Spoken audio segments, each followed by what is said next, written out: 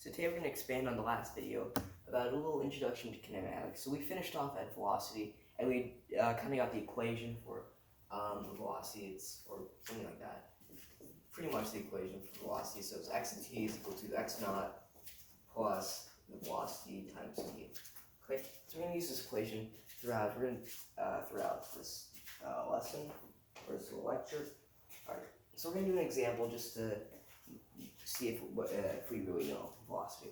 Okay, so say we have a data table right here. Say this is x, t, so x is going to be in meters, and t is going to be in seconds. Okay, so fill this out. Okay, so let's say at 0 seconds 23, and then 17, 1, 11 is 2, 5 is 3, negative 1 is 4, negative 6 is 5, negative 7 is 5, negative 13 is 6, negative 19 is 7. So we see this right here. Alright. So, but just by, we don't even need to graph this, we see that this is going into the negative slope. Well, let's graph it. So, I'm going to graph this initial position time graph. So let's say this is 23 about here, negative, let's say it's about negative 19, and then it just goes down like that. So it's pretty much, yeah, so pretty simple. Now let's find the velocity of this. Well, initially what you can do is just do the slope formula. You'll get 17 minus 23 over 1, that'll give you negative 6. Or we can use this right here. So x of t is equal to x naught plus velocity times the seconds, or the time. So what we can do is we can set x of t, this end distance, pretty much, as negative 19, because that's the end. And that's going to be equal to the starting distance. So starting distance was 23. So 23 plus the velocity. And it took 7 seconds to get to negative 19. Okay? So it would be 7. And for this negative 19, you can pick any point here. If it's just below, it's 23. Okay? And we do some algebra, we'll get negative 42 is equal to 7v.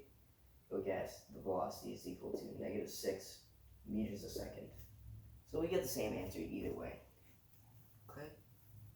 And then now let's graph this velocity. So here's just the velocity, the time. So let's say negative 6 is right about there. And it's be a straight line because this velocity is constant. Okay. So that's about it. That's the first example. So I really like this example because we go over pretty much whatever or what we learned in the last lesson. Move on to something a little bit different.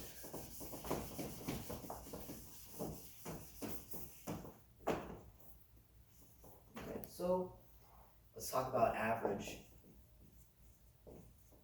velocity. Okay, so average velocity is used to describe complex trips. So describe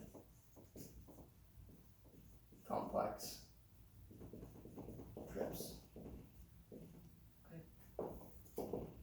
Or I'll just box this. This is the key idea. Okay. So we can notate this as this velocity, and then we'll put average is equal to delta x, which is the displacement, over delta t, which is the time. Okay, so we can write this as displacement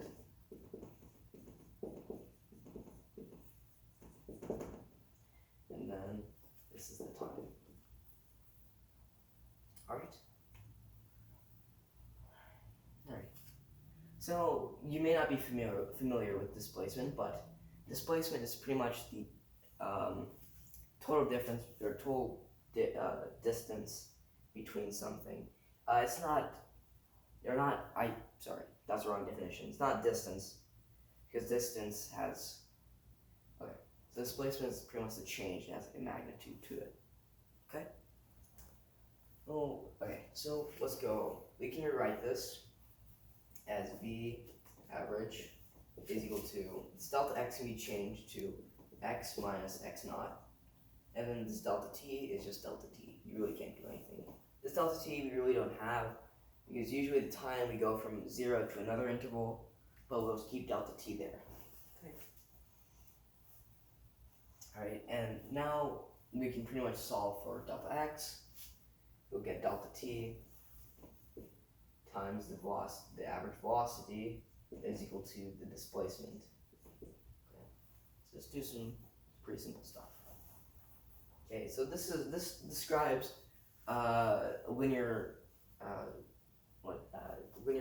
uniform movement, as it's very, we don't have other velocities. So if it was a nonlinear movement, we'd have two different velocities. And then, okay, I'll keep that there. So let's go on to nonlinear movement. So let's say we have, let's bring back the ball. So say the ball there, it slowly, constantly goes. So on the graph we can do like that, and then it speeds up dramatically. It looks something like that. This is a nonlinear movement object because we see we have two different velocities here, v1 and v2.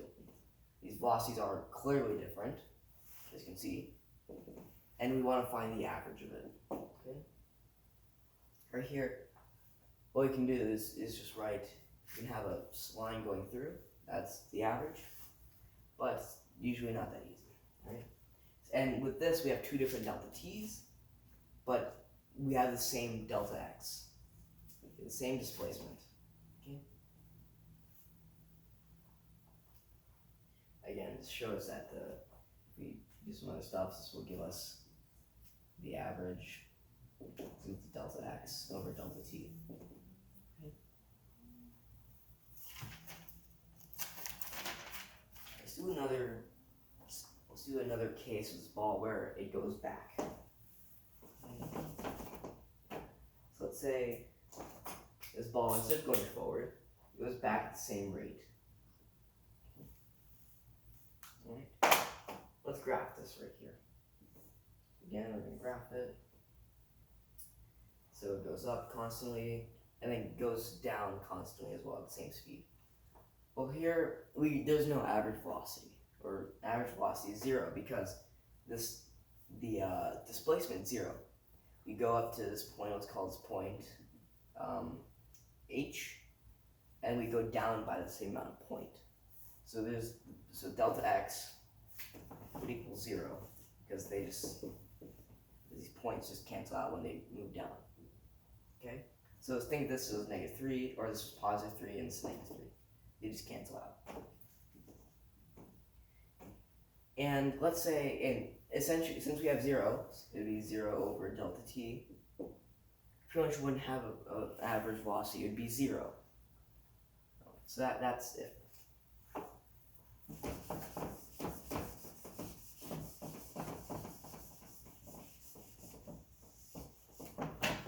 Okay, so let's do an example.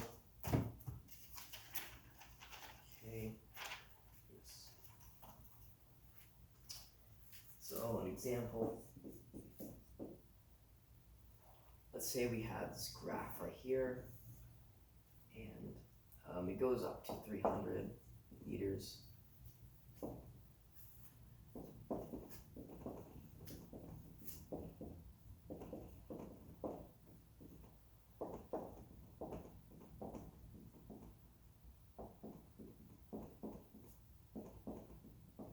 So this graph looks something like that, and we want to find the average velocity between t equals 0 and t equals 55. Okay. Well, what we do is find the total displacement. So if we start at 0, and then we go to 55, we're at 275. Okay, so we found our displacement there. So it'd be 275 over, now the total time elapsed, or the time, would be 55 seconds. So it would be 55. Simplify that, give you 5 meters a second. So that's the average velocity of this graph right here. And it gets a little weird when the time, you don't start at 0. You have to do a little more algebra, but that's just a basic problem to get you really started with average velocity.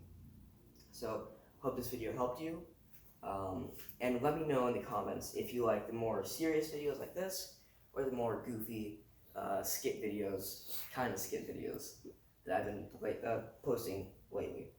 So make sure to like, subscribe, comment. Have a great day.